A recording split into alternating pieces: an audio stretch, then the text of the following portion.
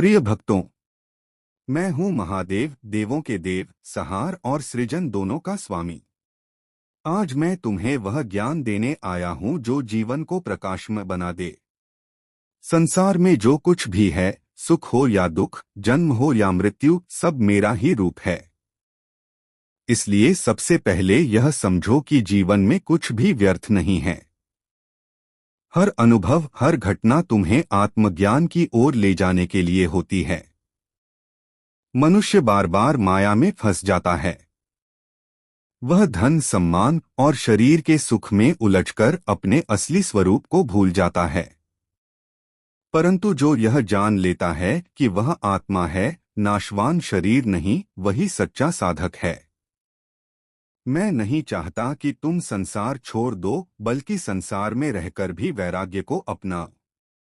वैराग्य का अर्थ त्याग नहीं, बल्कि आसक्ति से मुक्ति है। भक्तों, तुम जब भी कोई कार्य करो, उसमें अपना संपूर्ण मन लगा दो, लेकिन फल की चिंता मत करो। यही मैंने गीता में भी कहा है, जब मैं अर्जुन के रूप में मानवता को ज्ञान दे रहा था। कर्म करो, फल की इच्छा मत रखो, कर्म ही पूजा है, और पूजा वही है जो सच्चे हृदय से की जाए। जो व्यक्ति क्रोध, अहंकार और लोभ से मुक्त होता है, वही मेरे समीप पहुंचता है। क्रोध अग्नि है जो तुम्हारे पुण्य को भस्म कर देता है। अहंकार अंधकार है जो तुम्हें सत्य से दूर करता है। और लोभ बंधन है जो आत्मा को कैद कर देता है। यदि तुम इन तीनों को जीत लो, तो तुम्हें मोक्ष के द्वार अपने आप खुलते दिखाई देंगे। संसार में प्रत्येक प्राणी मेरा अंश है, इसलिए किसी से घृणा मत करो।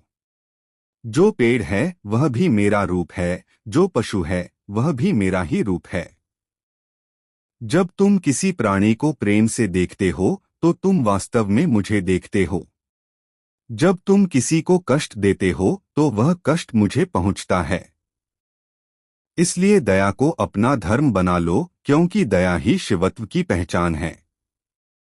भक्तों, भक्ति का अर्थ केवल मंत्र जपना नहीं है। सच्ची भक्ति तब होती है जब तुम्हारा हृदय निर्मल हो जाता है।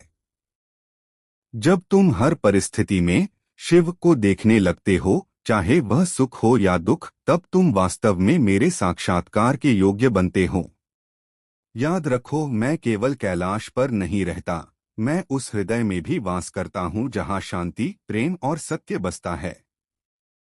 जो व्यक्ति अपने भीतर की शांति को ढूंढ लेता है, वही सच्चा शिव भक्त है। मैं यह भी कहता हूँ, भय मत,